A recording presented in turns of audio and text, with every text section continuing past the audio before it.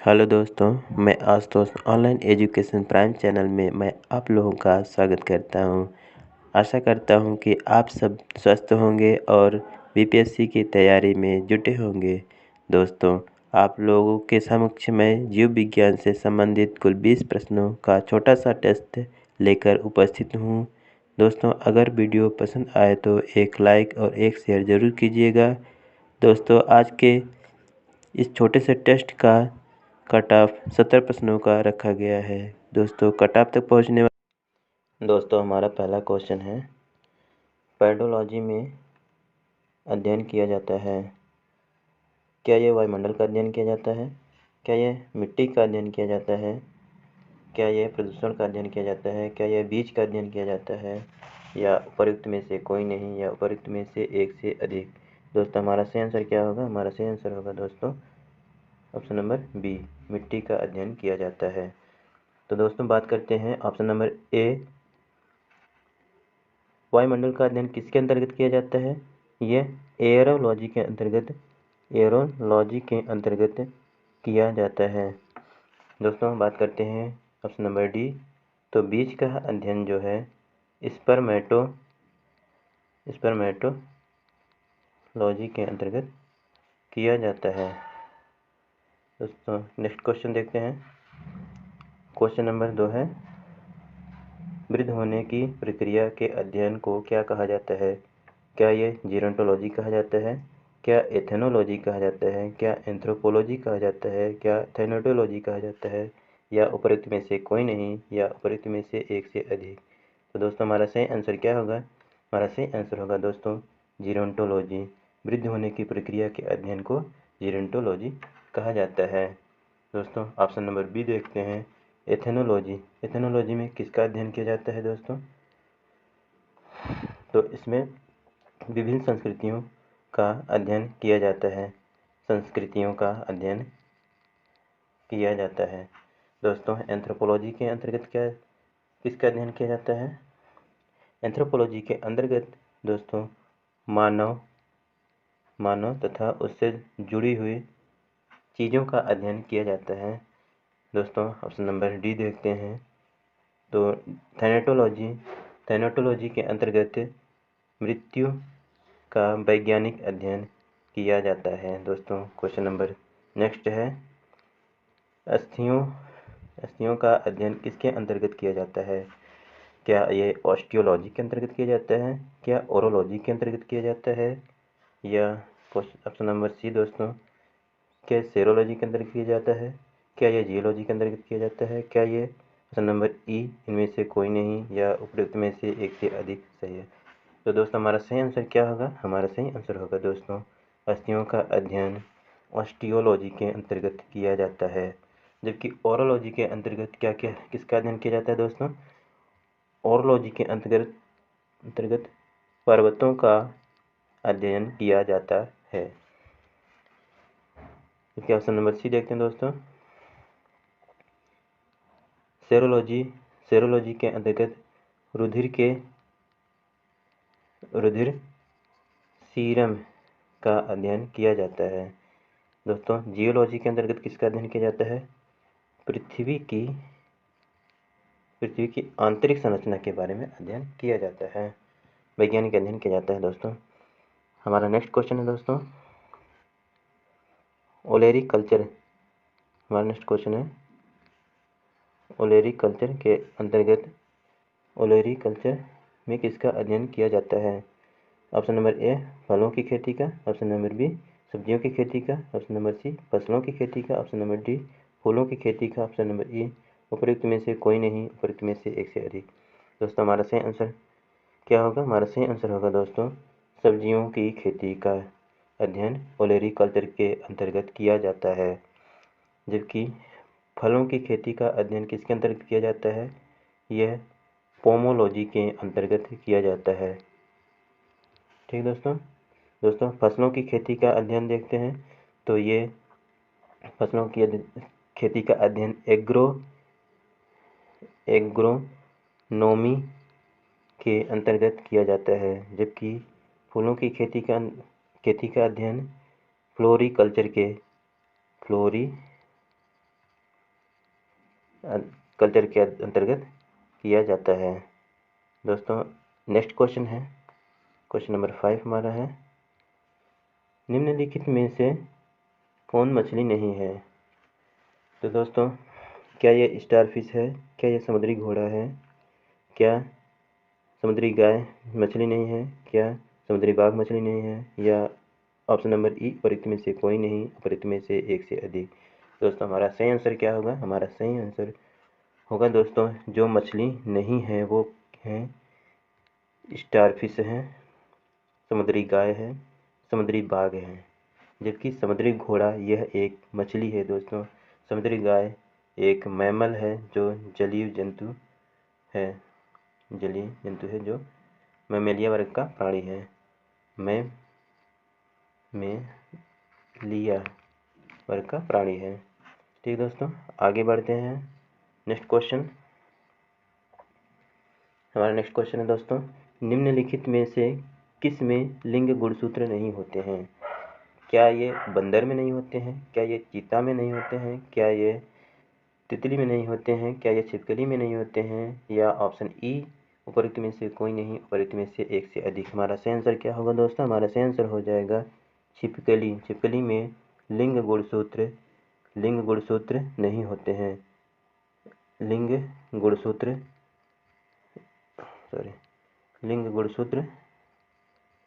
नहीं होते हैं। ठीक दोस्तों, इनका लिंग गुणसूत्र किस पर डिपेंड करता है? ये पर्यावरणीय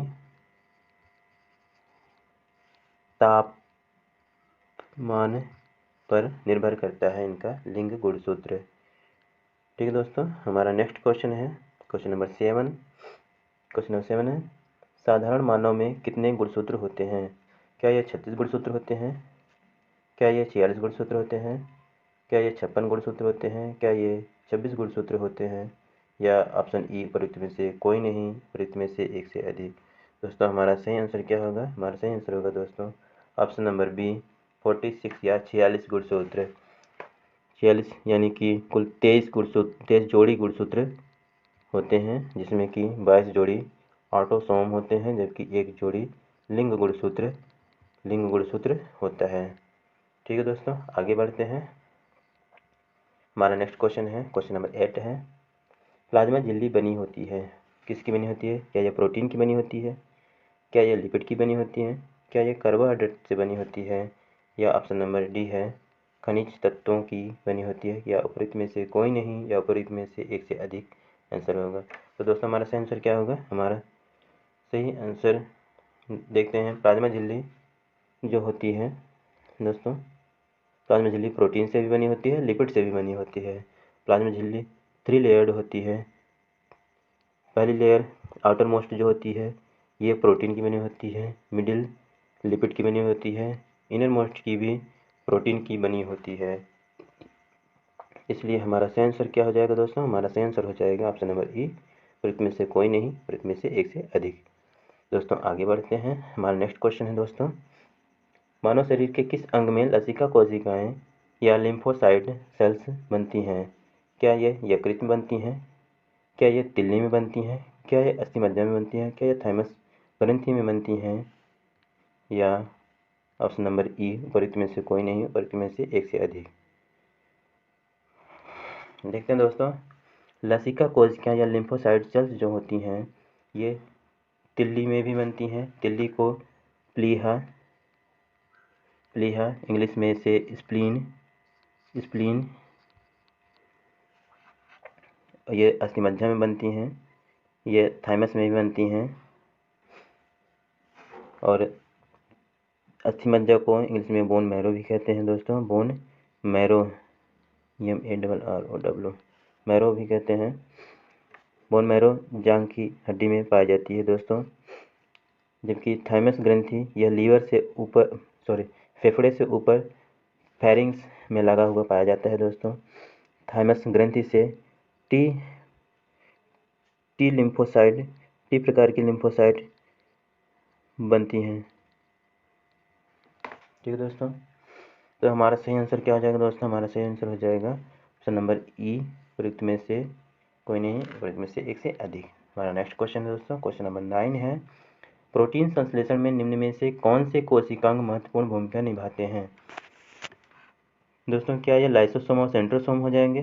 क्या एंडोप्लाज्मिक रेटिकुलम तथा राइबोसोम हो जाएंगे? क्या गोल्गी बॉडी और माइटोकॉन्ड्रिया हो जाएंगे? क्या लाइसोसोम और माइटोकॉन्ड्रिया हो जाएंगे? या उपरोक्त में से कोई नहीं, उपरोक्त में से एक से अधिक होगा? दोस्तों, हमारा सही आंसर क्या होगा? हमारा सही आंसर हो जाएगा option number B, endoplasmic reticulum और राइबोसोम। ठीक है दोस्तों, जबकि लाइसोसोम का काम ये नहीं, लाइसोसोम को आत्मघाती थैली भी कहा जाता है, दोस्तों। जबकि माइटोकॉन्ड्रिया को क्या कहा जाता है? माइटोकॉन्ड्रिया को कोशिका का पावर हाउस कहा जाता है, हाउस। दोस्तों, ये गोल्गी बॉडी को कोशिका का ट्रैफिक पुलिस कहा जाता है, ट्रैफिक पुलिस कहा जाता है। दोस्तों, आगे बढ़ते हैं। क्वेश्चन नंबर 10 है हमारा नेक्स्ट क्वेश्चन है, एक वयस्क मानव शरीर में कितने प्रतिशत जल होता है? क्या यह 10% होता है? क्या यह 30% होता है? क्या 65% होता है? क्या यह 70% होता है? या उपरोक्त में से कोई नहीं, या उपरोक्त में से एक से अधिक? तो हमारा सही आंसर क्या हो जाएगा दोस्तों? हमारा सही आंसर हो जाएगा 75% मानव शरीर में जल होता है। ठीक है दोस्तों, आगे बढ़ते हैं। क्वेश्चन नंबर 11 है, पौधों तथा जंतुओं के बीच योजक कड़ी के रूप में जाना जाता है, किसे जाना जाता है? क्या यह अमीबा को जाना जाता है? क्या यूग्लिना को जाना जाता है? क्या यह प्लाज्मोडियम को जाना जाता है? या पैरामीशियम जाना जाता है? या उपरोक्त में से कोई नहीं, या एक से अधिक? दोस्तों, हमारा सही आंसर क्या हो जाएगा? हमारा सही आंसर हो जाएगा यूग्लिना। क्यों? क्योंकि यूग्लिना में प्रकाश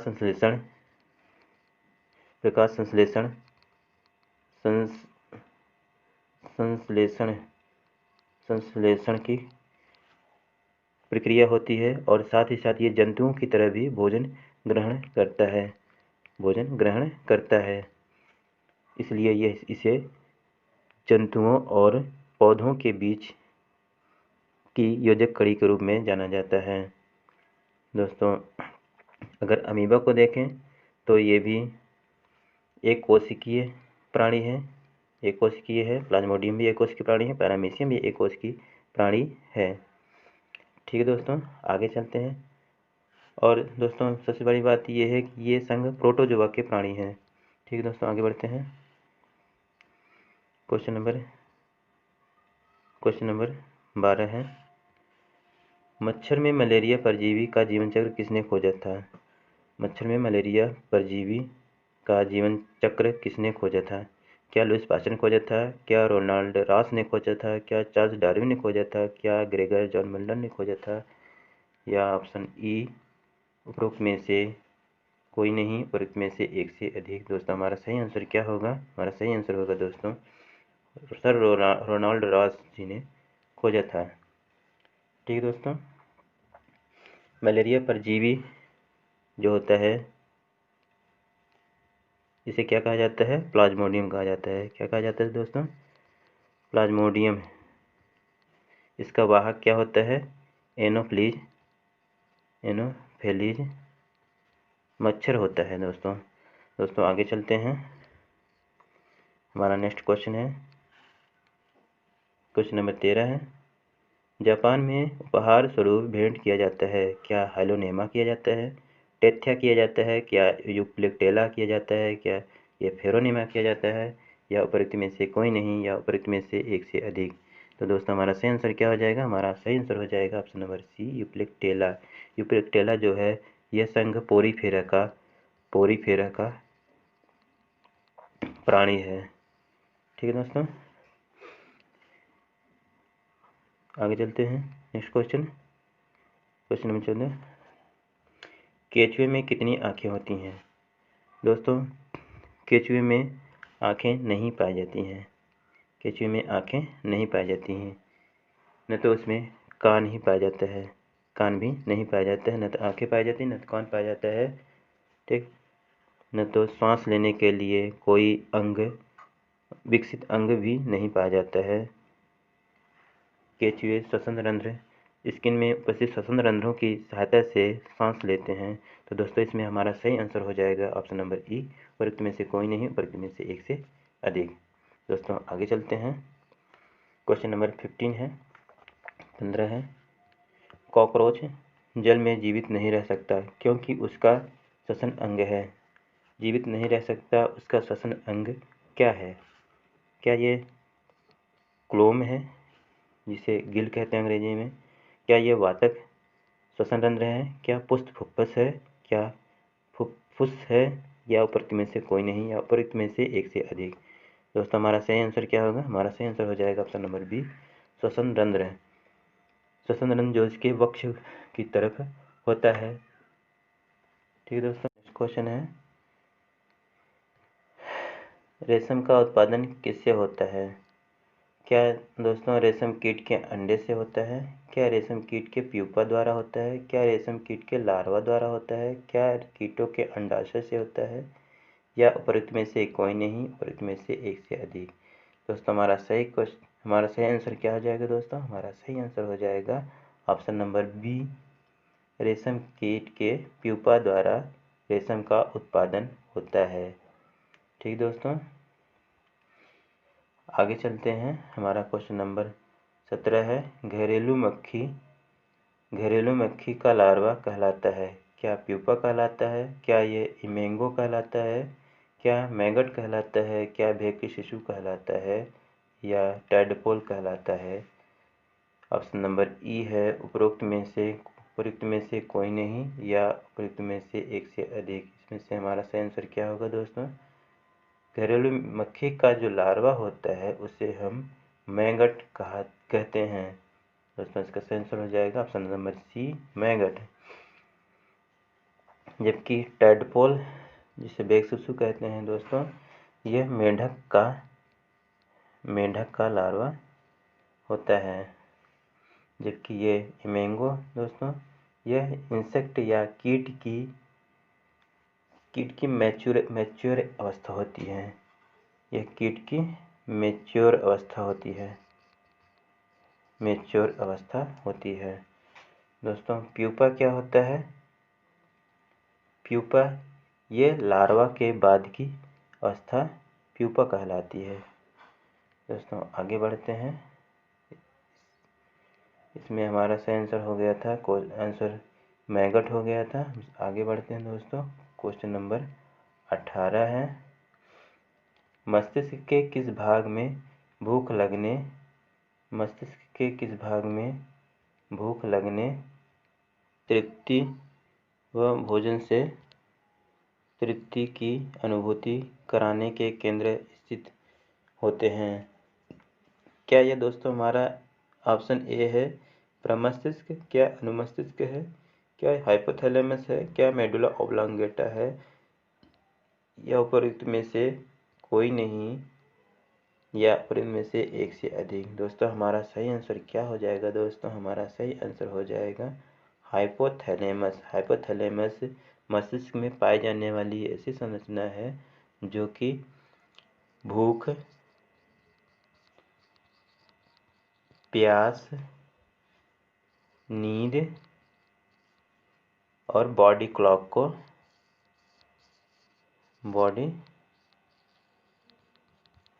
को नियंत्रित करती है। ठीक दोस्तों,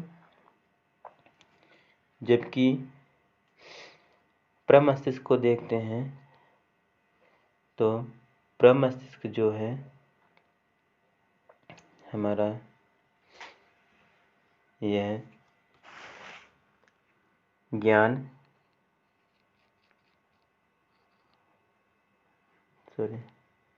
तर्क, बुद्धि, विचार व चिंतन का केंद्र होता है।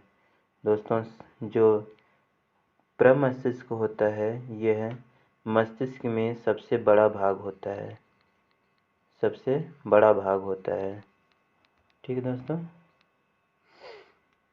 दोस्तों अनुमस्तिष्क का क्या कार्य होता है, देखते हैं। अनुमस्तिष्क का इसका कार्य होता है गति, संतुलन, गति कराना शरीर को, शरीर का संतुलन बनाए रखना, और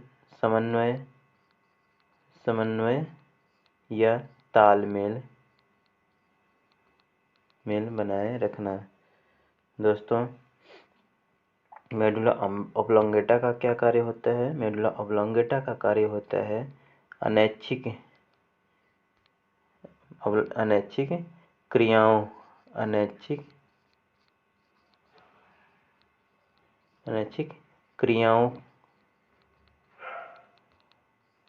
पर कंट्रोल होता है, अनैच्छिक क्रियाओं के लिए रिस्पांसिबल होता है, कंट्रोल नहीं रिस्पांसिबल होता है मेडुला ऑब्लोंगेटा। जैसे अनैच्छिक क्रियाएं जैसे होता है छींकना, दिल की धड़कन, नसों का चलना, सांस लेना, भोजन पाचन करना इत्यादि। दोस्तों हमारा इस क्वेश्चन का सही आंसर क्या था दोस्तों, इसका सही आंसर था ऑप्शन नंबर सी, हाइपोथैलेमस, जो भूख, प्यास, नींद इत्यादि का अनुभव कराता है। दोस्तों हमारा क्वेश्चन नंबर 19 है, मानव मस्तिष्क में बुद्धि का केंद्र होता है। अभी दोस्तों हमने ऊपर चर्चा किया कि ये जो प्रमस्तिष्क होता है इसी में विचार विचार, चिंतन,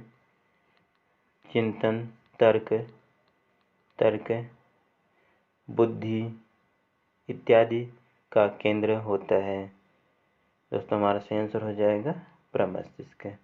ठीक है दोस्तों, कि मेडुला ऑब्लोंगेटा में क्या होता है, ये अनैच्छिक क्रियाओं का नियंत्रण करता है मेडुला ऑब्लोंगेटा। हाइपोथैलेमस क्या होता है दोस्तों, हाइपोथैलेमस भूख, प्यास, नींद और बॉडी क्लॉक को नियंत्रित करता है। दोस्तों जबकि अनुमस्तिष्क का क्या कार्य होता है, शरीर में गति, संतुलन बनाए रखना तथा इसका मस्तिष्क और हाथों के चलन का तालमेल बैठाए रखना, हाथ तथा हमारी शरीर के अंगों का तालमेल बैठाए रखना इसका कार्य होता है। दोस्तों आगे चलते हैं, हमारा नेक्स्ट क्वेश्चन है, मनुष्य के मस्तिष्क का सबसे बड़ा भाग है। हमने पहले ही चर्चा कर लिया दोस्तों कि जो प्रमस्तिष्क होता है मनुष्य के मस्तिष्क का सबसे बड़ा भाग होता है, जबकि ऊपर सभी का अन्य का हमने डिस्कस कर लिया है। तो दोस्तों हमारा था ये आज का 20 प्रश्नों का बायोलॉजी से जुड़ा हुआ क्वेश्चन। आशा करते हैं दोस्तों ये वीडियो आप लोगों को पसंद आया होगा। अगर पसंद आया हो तो वीडियो को लाइक करें, शेयर करें और सब्सक्राइब करें। तो दोस्तों अगले वीडियो में फिर मिलते हैं, तब तक के लिए धन्यवाद।